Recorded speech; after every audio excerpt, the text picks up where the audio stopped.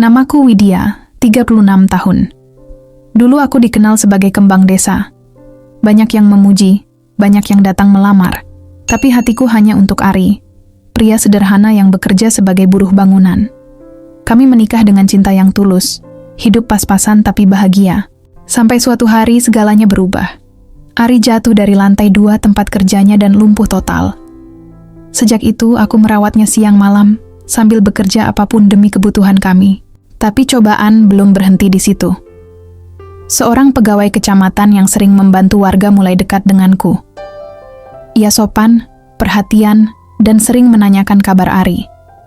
Hingga suatu sore ia berkata, "Widya, kamu berhak bahagia. Aku ingin menikahimu. Tapi kamu harus berpisah dari suamimu." Sejak hari itu pikiranku tak pernah tenang.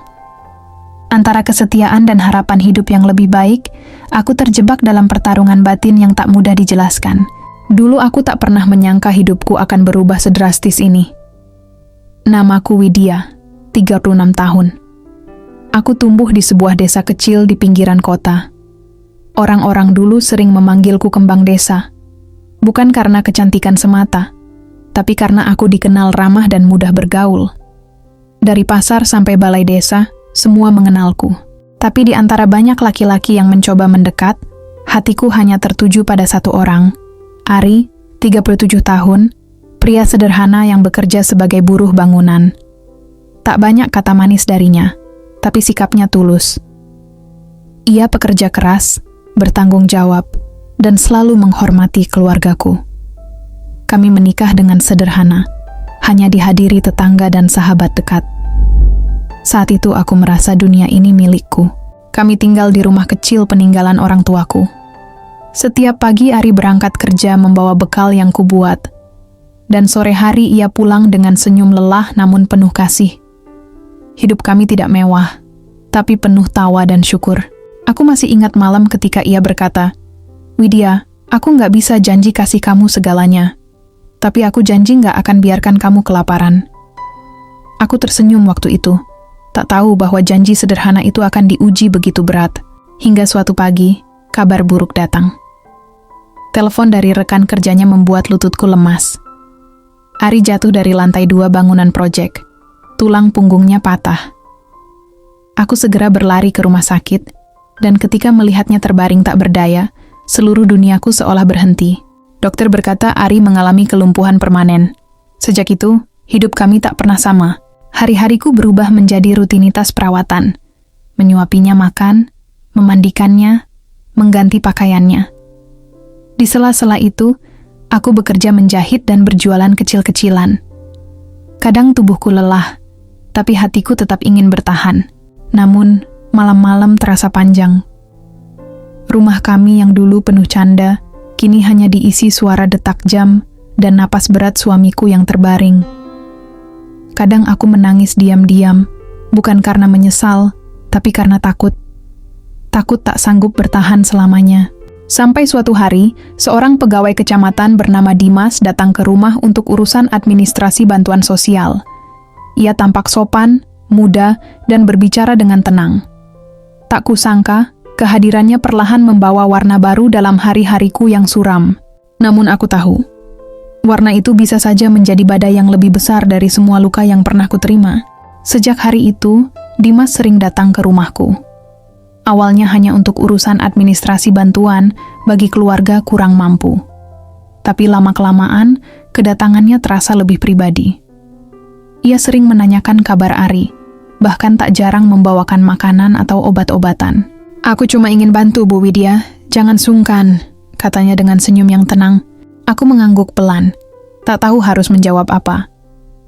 Ada sesuatu dari caranya berbicara yang membuatku merasa dihargai, sesuatu yang sudah lama tak kurasakan. Hari-hari berlalu, dan aku mulai terbiasa dengan kehadirannya. Saat Ari tertidur, kadang aku duduk di teras, berbincang dengan Dimas. Tentang pekerjaan, tentang kehidupan desa, bahkan tentang masa laluku yang dulu penuh tawa. Ia mendengarkan dengan perhatian penuh, dan di sanalah hatiku mulai goyah. Aku tahu ini salah. Tapi di balik kelelahan yang kupikul setiap hari, perhatian sekecil apapun terasa seperti udara segar. Dan Dimas tahu bagaimana membuatku merasa berarti. Suatu sore, saat hujan turun pelan, Dimas menatapku dalam diam. "Widya, kamu perempuan kuat, tapi kamu juga manusia. Kamu berhak bahagia." Aku menunduk, berusaha menahan perasaan yang mulai sulit dijelaskan. "Aku sudah punya suami, Mas. Walau keadaannya begini, aku tetap istri orang." Dimas terdiam sesaat lalu berkata pelan, "Aku tahu, tapi kalau kamu terus bertahan seperti ini, siapa yang peduli pada kamu? Hidupmu masih panjang, Widya. Kamu pantas punya kesempatan baru." Kata-kata itu seperti jarum halus menembus hati. Malamnya aku sulit tidur. Di satu sisi, aku tahu ia benar. Aku juga punya hak untuk bahagia. Tapi setiap kali aku melihat Ari terbaring lemah, hatiku seperti diikat rasa bersalah. Beberapa hari kemudian, gosip mulai berhembus. Ada yang bilang aku sering ditemani Dimas. Ada tatapan sinis dari beberapa tetangga. Aku menutup diri, membatasi pertemuan, tapi diam-diam aku masih menunggu kabarnya. Aku tahu, perasaan ini berbahaya. Tapi bagaimana bisa aku melarang hatiku untuk tidak merasa hangat setiap kali Dimas tersenyum? Malam itu Ari memanggilku pelan. "Widya, kamu capek ya? Kalau kamu mau istirahat aku nggak apa-apa." Aku tersentak, menatapnya. Ada kesadaran yang menyakitkan, bahkan dalam keadaannya, Ari masih memikirkan aku. Aku menunduk menahan air mata. Dalam hati aku bertanya, apakah cinta harus selalu berarti pengorbanan tanpa batas? Beberapa minggu setelahnya, Dimas datang lagi. Tapi kali ini, ada sesuatu yang berbeda di wajahnya. Matanya menatapku lebih lama dari biasanya, seolah menimbang-nimbang kata yang akan diucapkan. "Widya," katanya pelan, "aku sudah lama memikirkannya. Aku ingin menikahimu." Aku terdiam, napasku tercekat. "Mas, kamu sadar apa yang kamu bilang?" tanyaku dengan suara bergetar. Dimas mengangguk serius. "Aku tahu ini tidak mudah. Tapi aku juga tahu kamu nggak bisa terus hidup begini. Kamu masih muda, masih bisa punya kehidupan yang lebih baik. Aku siap menanggung semua biaya pengobatan Ari. Aku juga akan bantu urus perceraianmu, kalau kamu mau." Kata-kata itu membuat dadaku sesak. Antara rasa terkejut dan kecewa, semuanya bercampur. "Mas, aku bukan perempuan yang bisa meninggalkan suaminya cuma karena dia lumpuh," ucapku akhirnya. Dimas menatapku tajam. "Aku nggak bilang kamu jahat, Widya. Aku cuma pengin kamu sadar, kamu juga butuh hidup. Ari bahkan mungkin ingin kamu bahagia." Setelah Dimas pergi, aku duduk lama di ruang tamu. Ari sedang tidur di kamarnya, wajahnya pucat tapi tenang. Aku menatapnya dari ambang pintu, lelaki yang dulu mengajakku berlari di sawah, yang dulu menertawakanku setiap kali aku cemburu tanpa alasan. Kini tubuhnya kaku, tapi hatinya tetap hangat. Beberapa hari kemudian, Dimas datang lagi. Kali ini membawa seikat bunga dan surat lamaran. Ia menatapku penuh keyakinan. "Aku sungguh, Widya. Aku mau kamu jadi istriku." Aku tak sanggup menjawab. Dalam diam, air mataku jatuh. "Aku menghargai niatmu, Mas. Tapi aku belum siap meninggalkan suamiku. Aku masih istrimu, Ari. Dan selama ia masih bernafas, aku akan tetap di sisinya." Dimas menunduk. "Kamu terlalu baik, Widya. Tapi ingat, kebaikan kadang bisa membuatmu terjebak dalam penderitaan sendiri." Ia pergi meninggalkanku dengan langkah berat. Dan malam itu, aku menangis di samping Ari. Aku menyentuh tangannya yang lemah, lalu berbisik pelan, "Mas, meskipun dunia memintaku pergi, aku tetap di sini. Karena cinta sejati bukan tentang sempurna, tapi tentang setia meski tak lagi bahagia." Aku tahu, mungkin aku bodoh. Tapi di antara rasa iba dan godaan dunia, aku memilih bertahan. Bukan karena tidak ingin bahagia, tapi karena aku masih percaya, cinta sejati tidak butuh syarat apapun. Hari-hari berlalu dalam keheningan. Dimas tak lagi datang, dan gosip di desa perlahan mereda. Hidupku kembali ke rutinitas lama. Bangun pagi, menyiapkan sarapan, mengganti perban Ari, lalu bekerja menjahit hingga malam. Namun, sesuatu di dalam diriku berubah. Aku lebih tenang sekarang, meski kadang masih menangis diam-diam saat rasa lelah menyerang. Suatu malam Ari memanggilku, suaranya pelan tapi jelas. "Widya, aku tahu kamu capek. Aku dengar kabar tentang kamu dan Dimas. Aku terdiam, darahku serasa berhenti mengalir. Mas, aku bisa jelaskan. Tapi Ari tersenyum. Enggak usah, aku tahu kamu enggak salah. Kamu perempuan baik. Aku cuma minta satu hal, jangan berhenti hidup. Kalau suatu hari aku enggak ada, aku pengen kamu tetap kuat.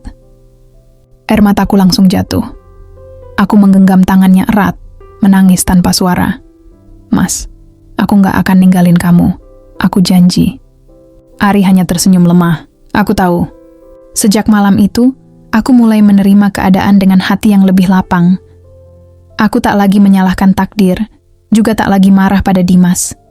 Ia hanya manusia, sama sepertiku. Pernah tersesat oleh perasaan yang salah waktu. Beberapa bulan kemudian, Dimas datang sekali lagi. Ia berdiri di depan rumah, menatapku dengan pandangan yang berbeda, lebih tenang, tanpa tekanan. Aku mau pamit, Widya. Aku dipindahkan keluar kota. Maaf kalau aku pernah bikin kamu susah. Aku tersenyum tipis. Enggak perlu minta maaf, Mas. Semua ini sudah jadi bagian dari perjalanan hidupku. Ia mengangguk lalu pergi tanpa banyak kata. Kali ini aku tidak menangis. Malamnya, aku duduk di samping Ari yang tertidur. Kuusap rambutnya yang mulai memutih, dan aku sadar. Cinta sejati bukan tentang siapa yang paling kuat bertahan, tapi siapa yang tetap memilih meski semuanya terasa berat. Aku menatap langit-langit rumah kami yang sederhana, lalu berbisik dalam hati, Tuhan, terima kasih. Engkau tak memberiku hidup yang mudah, tapi Engkau mengajarkanku arti kesetiaan. Dan malam itu, untuk pertama kalinya setelah sekian lama, aku bisa tersenyum tanpa rasa takut. Dalam hidup, cinta sejati tak selalu hadir dalam bentuk yang sempurna. Terkadang ia datang lewat ujian, melalui kesetiaan, keikhlasan, dan pengorbanan. Bahagia bukan berarti memiliki segalanya, tapi mampu tetap mencintai meski keadaan tak lagi sama. Karena cinta yang paling tulus adalah ketika kita tetap bertahan, bahkan saat alasan untuk pergi terasa lebih mudah.